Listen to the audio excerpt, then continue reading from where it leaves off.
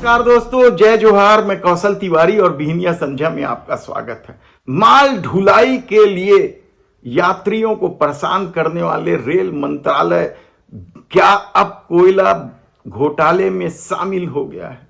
यह सवाल इसलिए उठाए जा रहे हैं क्योंकि जिस तरीके से छत्तीसगढ़ से गुजरने वाली ट्रेनों को रद्द किया जा रहा है उसे लेकर लोगों में बेहद आक्रोश है। लेकिन 10 सीट भारतीय जनता पार्टी को देने के बाद भी यहां के सांसदों ने इस मामले में अपने मुंह में दही जमा रखा है, कहा जाए तो गलत नहीं होगा।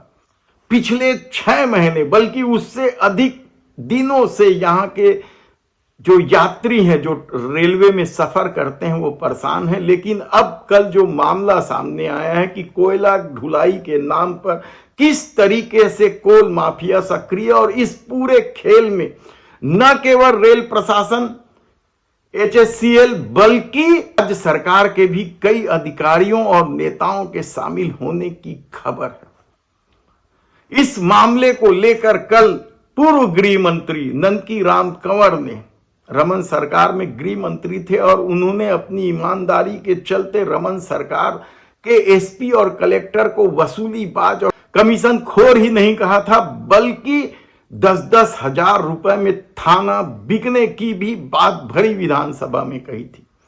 और अब उसी ननकी राम कंवर ने कोयला घोटाले को लेकर बड़ा खुलासा करते हुए केंद्रीय मंत्री जी किशन रेड्डी से मुलाकात करके पूरे मामले की जानकारी देते हुए CBI जांच की मांग की है। और उनके इस मांग से प्रदेश सरकार के कई अफसरों और नेताओं में भी हड़कंप मचा हुआ है, कहा जाए तो गलत नहीं होगा।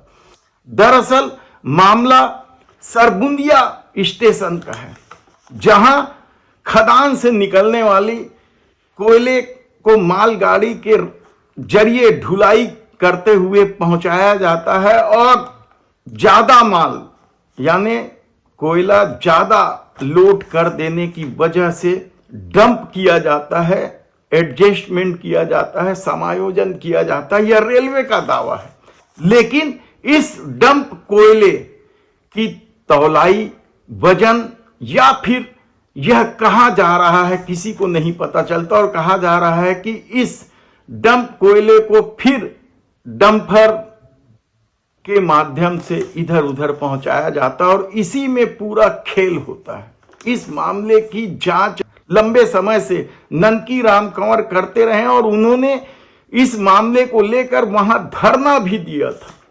और कहा जाता है उसके धरने के बाद रेलवे प्रशासन ने जांच के आदेश तो दिए, लेकिन अब सरबुंदिया स्टेशन में माल डंप होना बंद हो गया। लेकिन ननकी राम कंवर ने सवाल उठाया है कि यदि सब कुछ सही था तो फिर डंप क्यों बंद किया गया, क्यों पहले जैसी व्यवस्था नहीं चल रही है। यानी इसमें बहुत लंबा चौड़ा घोटाला है। और इस मामले को लेकर कल ननकी राम कंवर ने जी किशन रेड्डी से मुलाकात भी की।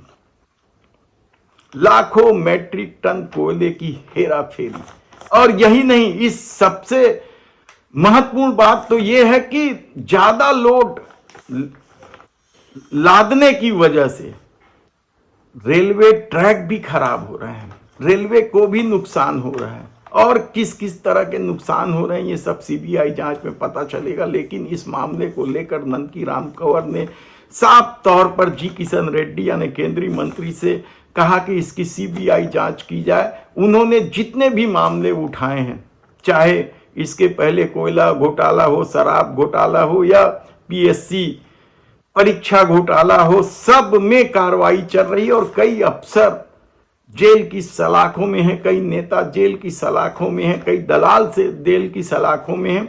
इसलिए इस मामले की CBI जांच होनी चाहिए, क्योंकि इस पूरे खेल में न केवल रेल मंत्रालय बल्कि कोयला उत्पादन कंपनी और यही नहीं, राज्य सरकार के कुछ अफसर भी शामिल हैं। यह ननकी राम कंवर का दावा है। देखना है कि इस मामले को लेकर किस तरह की जांच शुरू होती है। लेकिन ननकी राम कंवर के सीधे केंद्रीय मंत्री से मिल लेने को लेकर भारतीय जनता पार्टी की राजनीति में हड़कंप मचा हुआ है।